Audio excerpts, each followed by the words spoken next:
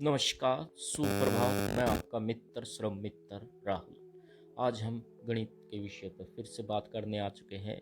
आज हमारा गणित का विषय है सेट। इसके हम लगभग 2 या 3 पार्ट बनाएंगे। तो सेट, जिसके बारे में हम आज बात करेंगे। सबसे पहले सेट को सोचते ही हमारे मन में क्या आता है? हमें मन में आता है कुछ चीज़ों का कलेक्शन, जिनमें एक विशेषता जुड़ी हो। जैसे एक मोतियों का हार है जिनमें एक धागा पिरोया गया है, उसी प्रकार हम संख्याओं में एक विशेषता ढूंढते हैं और उन्हें इकट्ठा कर देते हैं। सेट किसी भी चीज़ का हो सकता है। बर्तनों का सेट हो सकता है, कपड़ों का सेट हो सकता है, औजारों का सेट हो सकता है, कुछ भी हो सकता है। जैसे किचन सेट है, टूल किट है, इलेक्ट्रीशियन टूल किट है आदि। तो सबसे पहले हम गणितिज्ञ जो फॉर्मल और जो डेफिनेशन है मैथमेटिक्स की वो जानते हैं। सेट क्या है? Well defined collection of distinct object. वो कहता है well defined collection of distinct object, member और elements part of the collection. Roster method description of a set by listing the element enclosed with the brackets. Example vowel हैं AEIOU, primary colour red blue yellow. Membership example A belong to the set of vowel is written as A belong to vowel. J does not belong to the set of vowel, J belong to vowel. हमें यहाँ पर देखने वाली बात यह है कि well defined जो शब्द यूज किया गया है उसके क्या मायने हैं।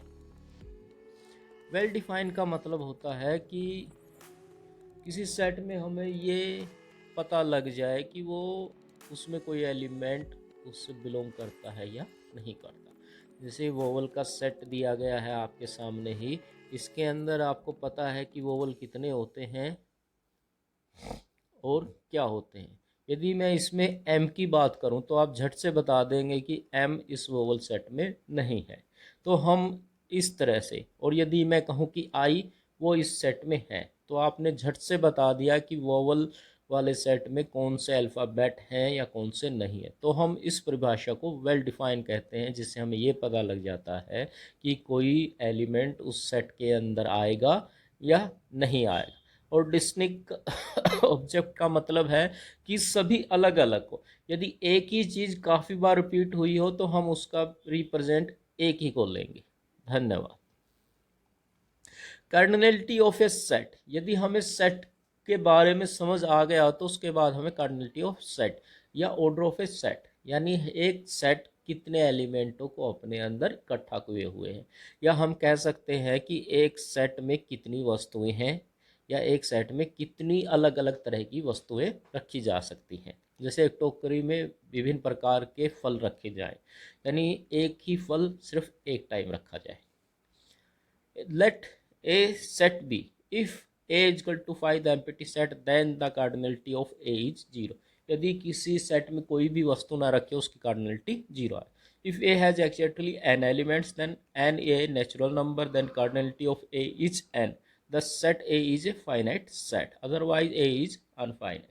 यदि किसी कलेक्शन में, यदि सेट में गिनने लायक चीज़ें रखी होंगी तो वो फाइनाइट सेट कहलाएगा, और यदि उन्हें गिना ना जा सके तो इनफाइनाइट सेट कहलाएगा। एग्जाम्पल है, जैसे ए सेट में सिर्फ 5 है तो उसकी कार्डिनलिटी कितनी है? 1।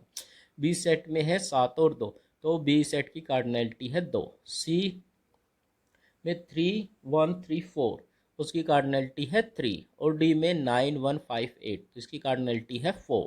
और ई में 5 5 5 5 बार लिखा हुआ है, लेकिन हमें पता है कि उसमें अलग अलग नंबर होने चाहिए। यदि पांचों नंबर दिए गए हैं तो हम उनको सिर्फ एक गिनेंगे, जिसके कारण ई की कार्डिनलिटी क्या हो गई हमारी? 1। तो इस एग्जाम्पल को हमें बहुत ध्यान से पढ़ना चाहिए। Finite set, a set that has last element or it has a countable number of elements. Example, x is a prime number less than 30. The element of set A can be counted. There are 10 elements, namely 2 3 5 7 11 13 17 19 23 and 29.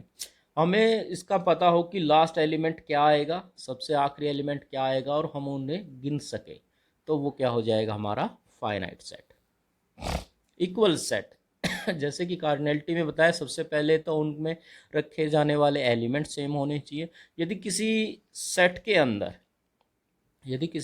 अंदर यदि सभी element same हो तो हम उसे क्या कहेंगे? Equal set.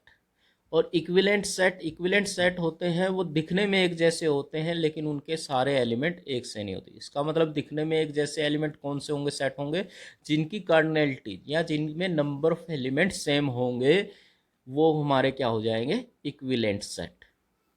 पर ये जरूरी नहीं कि उनमें एलिमेंट सेम हो। जैसे कि हम कह सकें कि एक में 5 बकरियां हैं और एक में 5 भेड़ हैं, तो ये दोनों सेट हैं, ये इक्विवेलेंट हैं, पर ये इक्वल नहीं है क्योंकि इनके नंबर ऑफ शीप और गोट्स सेम है। Null set, a set which does not contain any element is called null और empty set. It is denoted by the symbol phi and the symbol can also be used to denote the empty set. An infinite set has unlimited number of members, जिसमें बहुत सारे member हों। This example, the set of integers.